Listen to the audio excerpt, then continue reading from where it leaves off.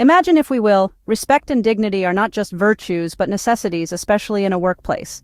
The importance of these principles becomes even more pronounced when we talk about journalists who are the torchbearers of truth and objectivity.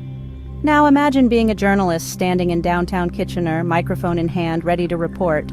Suddenly, a car drives past and the occupants decide to hurl insults at you. This is no hypothetical scenario. This happened to TV reporter Krista Sharpe when she was in the middle of her work. Sharpe didn't let the incident slide.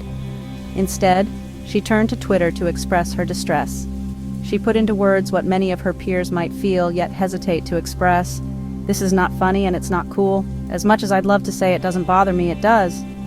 Her tweet echoed a sentiment that is far too familiar to female reporters worldwide. This still happens to female reporters everywhere, and it needs to stop. This incident, as offensive and unacceptable as it was, brought to light the stark reality of what many female reporters face regularly. The incident sparked a wave of reactions, most of which were in support of Krista Sharpe. The local law enforcement authorities didn't waste any time and promptly initiated an investigation to identify the culprits behind this disgraceful act. The Coalition for Women. In journalism, a renowned global entity was quick to condemn the harassment. They stood firmly by Sharpe, emphasizing the necessity to hold the offenders accountable for their actions. In the days following the incident, a surge of support flooded in for Sharpe. Her fellow journalists, who understood the challenges and risks of the profession, voiced their solidarity, but it didn't stop there. Notable figures from various walks of life also stepped up, amplifying the issue and denouncing the incident.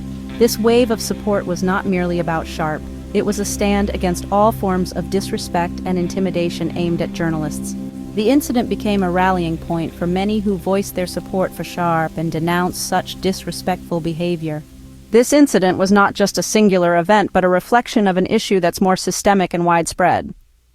What happened to Krista Sharpe, unfortunately, is not an isolated case, but a grim reminder of the harassment journalists, particularly women, often face. It served as a catalyst, igniting a much-needed discourse on the safety of journalists in their workplace. The freedom of the press stands as a cornerstone of any democratic society, but when journalists are subjected to such harassment, that very freedom is undermined. It's a situation that calls for collective action and systemic change.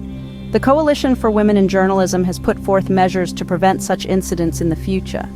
These include creating a safer work environment, holding offenders accountable, and fostering a culture of respect and dignity.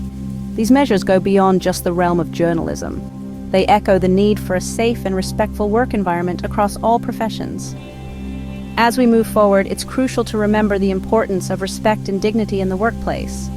For journalists and for everyone else, these are not just ideals, but rights that need to be upheld and protected. And Krista Sharpe.